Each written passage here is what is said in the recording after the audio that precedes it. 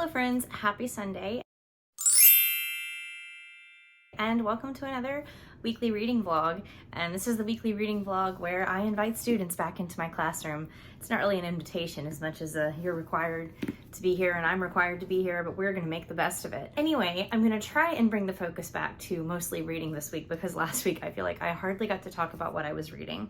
So audiobook wise, I am reading How to Stay Married, the Most Insane Love Story Ever Told by Harrison Scott Key. This author isn't local to the Jackson, Mississippi area anymore, but has been. I went to the release of this book and the reading of it a few months ago. My copy is signed and it's also on Scribd, and I am having a great time reading this book. And what's interesting is last month I read You Could Make This Place Beautiful by Maggie Smith, which is basically the same type of book, a memoir about going through divorce because of infidelity. This book is a memoir about infidelity and can we reconcile the marriage, but they are told in two entirely different ways, and I find myself enjoying this one a whole lot more. The audiobook is narrated by Harrison Scott Key, and he just has a very dry, fun humor that he brings into this very serious book, and I really recommend it. I just started listening to it today, and I am already on chapter 12, which is page 86, and I'm just having a really good time, which sounds weird to say I'm having a good time reading a book about infidelity, but I am. And infidelity is one of those things I try not to read about if at all possible, but because this is somebody's real life, real experience, and I know the outcome of this one, I am okay reading it. So if you're looking for a nonfiction that brings in a lot of heart, humor, tough times, talk about religion, this is a book for you. They also, mention one of my favorite restaurants in Jackson, which I'm not going to complain about that. The other book that I am reading this week, I started last week, and that is The House in the Pines by Anna Rays. This is a book club book for one of my in-person book clubs. We're called the Page Turner, and I'm only 13 pages into this because every night that I got home last week and had time to read, I was too tired. So I'm gonna really try and make this a priority and get a lot read today because today is Sunday. So there's my two books of the week.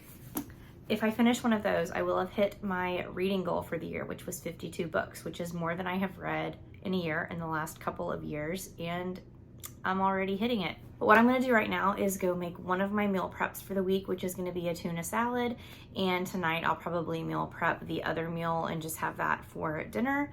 So we're gonna go do that. And then once I clean the kitchen and I feel a little bit more settled, we will hang out and read, maybe find some reading sprints or a nice cozy ambiance room.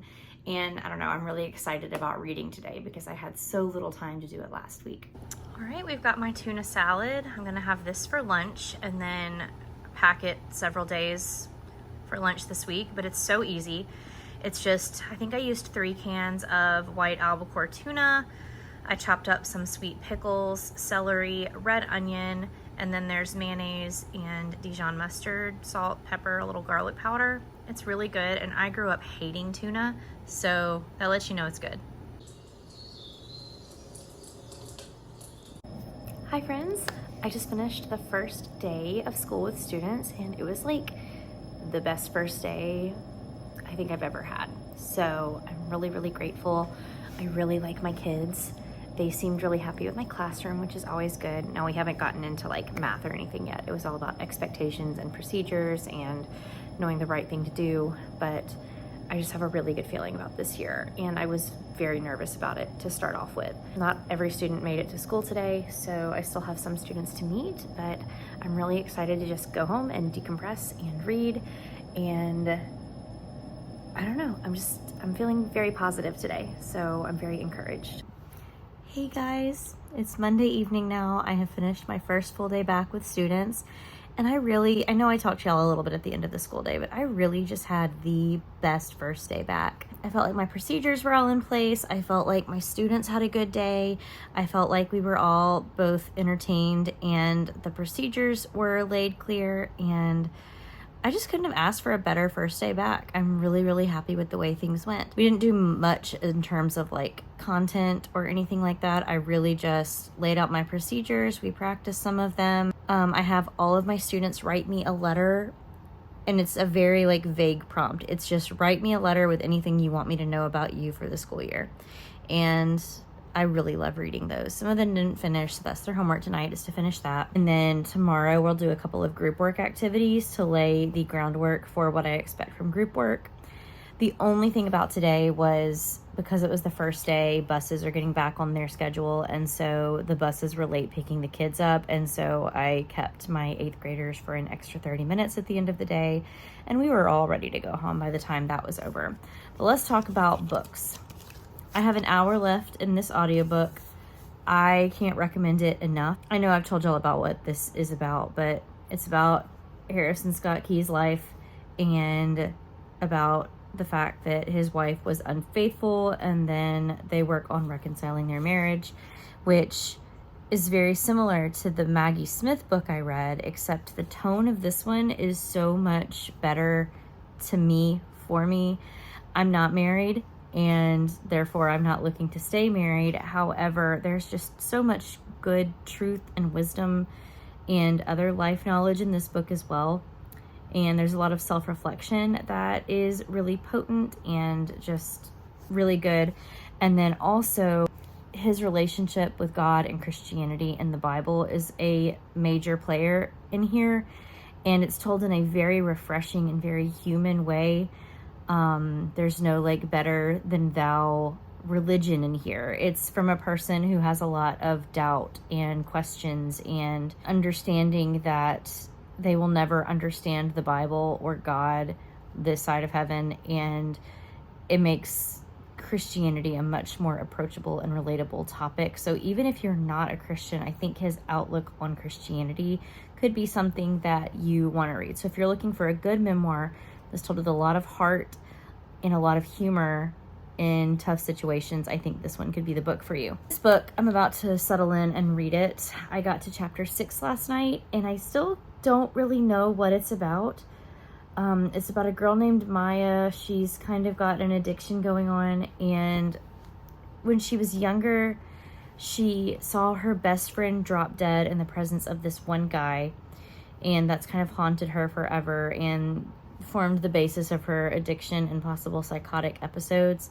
And then she just saw a YouTube video of security footage from a restaurant where another girl died in the presence of this guy, and they're both ruled just like accidental deaths, but it really is freaking her out, and she's going back to her hometown to see if she can figure out what is going on with this guy. Other than that, I don't know anything. And I got really tired while I was reading last night, so about a chapter of that I need to go back and at least skim, because I have no idea what's going on. But I have about a week and a half to read this, so that's why I want to make some progress on it tonight. Happy Monday. I'm gonna go to sleep soon, and I'll update you on Tuesday. Number. It's right there. Oh. It is. 5. A sofa. Oh. 5.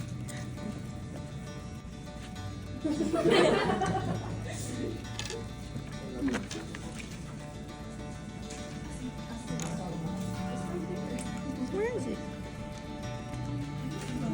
5, 4, 3, 2, 1. Highlighters down. This group, how many numbers did you highlight? 23. I want every group to study their paper and make observations about it, but I don't want you to say anything about it yet. Hi friends, happy Wednesday night. There has not been a lot of footage so far this week because first week back teaching, it's just a lot, you know? My voice is also going because I have not talked this much in months, but I'm having a really, really good first week back. I love my students. I love what I'm teaching. I love the way that my days feel. I'm tired at the end of the day. But let me catch you up on yesterday, and then I'll catch you up on today, because man, do I have some things to catch you up on. So first of all, I finished listening/reading to this book yesterday, How to Stay Married, The Most Insane Love Story Ever Told by Harrison Scott Key. One of my favorite books of the year, one of my favorite memoirs I've ever read.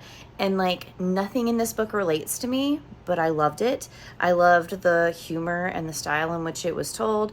It's a very heavy book. If you've gone through divorce or infidelity, in any capacity, it'll be hard to read, but I suggest reading it. I have not gone through that, but I have adjacently gone through that, if you will. I don't want to go into detail further than that, but it's a really good book. It also delves into like the mysteries of God and knowing that we're never going to understand everything about him or the Bible, and that's okay. And lots of faith stuff in here, and knowing that it's okay to have questions. There's no way that we could ever understand it all, so of course we're gonna have questions, and I just loved this. This was my 52nd book of the year, and my goal for the year was 52 books, so I reached my goal, which makes me really happy.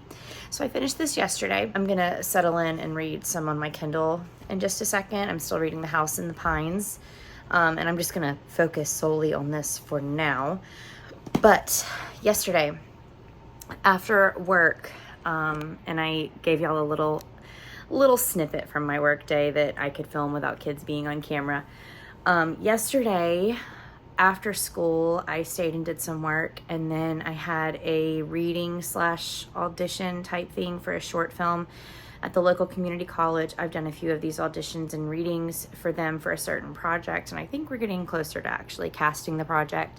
So if I end up involved with that, I will certainly let y'all know. So I did that last night and then was too tired when I got home to get any reading done. I completely forgot to tell y'all, last week during staff training, we saw, as in me and my coworkers, we saw that Taylor Swift announced her round 2 of the North American tour in Indianapolis and New Orleans and somewhere else.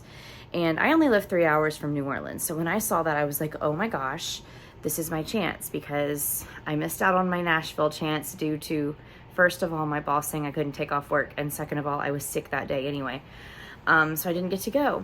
And now it's in New Orleans. And so as soon as me and my coworker saw that, we got in line to hopefully be a verified fan. Then we had to wait until yesterday or the day before, I can't remember, to see if we actually made it into the verified fans list. And lo and behold, both of us did, meaning that I got sent a code today to get into the queue tomorrow, and so did my coworker. The only issue I'm having is, and I don't know if any of y'all are with Green Dot Bank, it's an online bank. They did some maintenance last weekend, and due to the maintenance, some accounts got, not hacked, but I don't know if the system thinks that the accounts are closed or that the cards got canceled, but me and thousands of other people right now do not have access to our cards. It's not a physical bank, it's an online bank, and so I can't withdraw funds, I can't transfer funds, I can't deposit funds. I have no access to my money. So if it's still like this tomorrow, I am without a shot at using my code. And so we've already worked this out. Amanda's gonna get in the queue, and she's gonna get my ticket, and then when I can pay her back, I'm gonna pay her back. But we are doing everything in our power to make sure that we get to this New Orleans concert. So keep your fingers crossed for me, and because this is a weekly vlog, I'm sure I will have an update for y'all tomorrow. I will either be on cloud 9 or I will be devastated. Either way, I am screaming, crying, throwing up. But that is the state of the world right now. I'm gonna get in bed and actually get some reading done, because it is really hard to read when you're as tired as a teacher their first week of teaching, and I will get back with y'all tomorrow. Quick update before I settle in. I got Taylor Swift tickets. I mean, I got one ticket, but me and my coworker got Taylor Swift tickets, and we're gonna go on October 27th, and we're in a really good section, and they weren't very expensive, and I'm so happy. I'm so happy. Okay, I'll check in later. Picked up a little breakfast burrito and a brown sugar shaken espresso, but I got it lined with caramel just for a little extra something to celebrate making it through the first week of school. But cheers, let's get this eaten, let's get some productivity done, and then let's read all day long. I know I look awful today, and we're not going to talk about it because it's my first Saturday back to work, and I am not going to get ready today. I'm just not going to do it. I enjoyed my coffee and my breakfast, but I just got my grocery delivery for the week / maybe the next week and a half. So I thought I would go over it with you and kind of talk about some meal plan things. So let's go. So I've really been craving steak, and I have not made steak for myself in probably 6 months. And we just got a really nice grill station downstairs. So I think I'm gonna do steaks either today or tomorrow. I'm gonna do tikka masala, and then I bought extra sauce so that I can make it again in the future. I got some jasmine rice for that. I got 2 different kinds of crackers. So I got pita crackers and the big wheat thins, either for tuna salad or for hummus. So I can change out the kind of crackers I use. Skittle drink mix because I can't drink water without putting a drink mix in it. Obviously I had to get Nerd gummy clusters. These are like my Wednesday treat that I pack in my lunch on Wednesdays to just kind of give me a little pick-me-up. Chicken breasts to go with the tikka masala or whatever else I want to have chicken with. I like to slice up peppers and put them in my tikka masala. I'm also going to make another batch of tuna salad this week, and I might add some peppers to my tuna salad. We'll see. I already have all the other ingredients for tuna salad, but that's just a thought. I got some naan to dip in the tikka masala. I got some spicy hummus. The Supremely Spicy by Sabra is my favorite. Some zucchini. I'm going to do half of these on the side with the steaks, and then the other half I like to dice up and put in my tikka masala. I had a coupon for free cheese slices if they were Kroger brand, so I just got some Colby Jack to use for whatever I want cheese for. Sweet potatoes, also sides for the steaks, but the second batch of tikka masala I make, I might do a veggie version, and I usually do sweet potatoes instead of chicken. I got 1 coffee creamer to keep at home, 1 to take to school, and I think that is everything. Happy grocery shopping and meal prep, my friends. In other book news, I got my book of the month box, which I haven't gotten for several months because either finances or I just haven't liked the book picks. So first of all, our bookmark says my book thinks I'm cool, which that's good because I don't think many people think I'm cool. And I got Lisa Jewell's None of This Is True because I'm in a thriller mood because it's almost fall. And in the fall, I am full thriller and fantasy mood. I'm excited and I don't know when I'm gonna read it yet, but I've heard really, really good things about this one. So hooray for Book of the Month. I'm not sponsored. The Book of the Month doesn't know who I am except that they print a label for my address every month. But if you want, I think, a cheap book and you wanna help me get a free book, I'll leave my link down in my bio. Cool. I also gave myself a paper cut while trying to open the box. So it's a great day.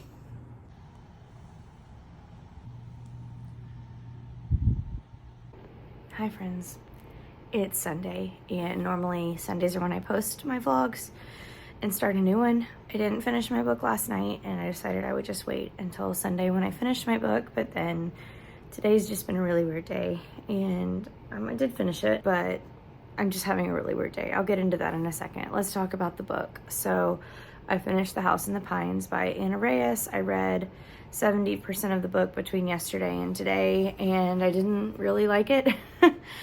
I ended up giving it a 2.5. The concept was so interesting, and I can't say what like the big like plot point of the book was because that would be a spoiler. I will say I thought it was supposed to be a big twist, and I figured it out like very early on. So I don't know if anybody else is like me. So if you figured out what was like going on with Frank, let me know in the comments down below.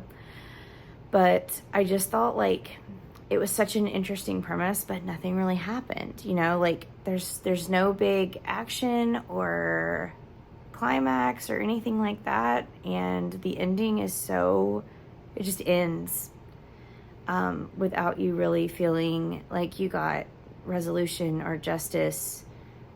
I don't know, that might just be me. But let's talk about what this book was about. So it's about Maya, who it's in dual timelines. So when she was 17, she's talking to this guy named Frank that she meets in the library when she's reading some pages that her dad wrote. Her dad has long since passed away, and she has inherited his manuscript that he was writing. And so she's just reading it in the library one day. And this guy named Frank comes up and talks to her about it, and they kind of hit it off, and they start talking like teenagers, young adults do, not really defining a relationship. They're just talking, and Maya is kind of infatuated with him. And Maya has a friend named Aubrey who she's really close with, and Aubrey doesn't really trust Frank. And a couple of weeks into Maya and Frank's relationship, Aubrey shows up, and Aubrey and Frank are just having this casual conversation while Maya's upstairs.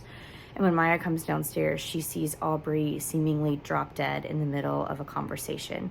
And this was super upsetting for Maya, so she ends up going to a psychiatrist and getting prescribed Klonopin for anxiety. and she does not talk to Frank ever again. She thinks Frank is somehow responsible, even though all they did was talk. Like, there was no violence, there was nothing else that happened. So if we fast forward 7 years, Maya has moved away and she is living with her boyfriend named Dan, and overall she seemingly has a pretty happy life, but she doesn't want to tell Dan that she's having Klonopin withdrawals, and she's kind of masking her withdrawals with alcohol, and this is a very unhealthy situation for Maya, and also kind of leads her to be an unreliable narrator.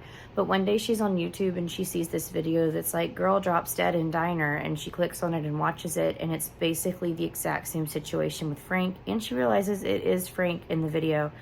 So she is determined to go back to her hometown and, you know, just settle this once and for all, that Frank is responsible for these women's deaths. So that's what the book is about, and I can't say anything else without it being a spoiler.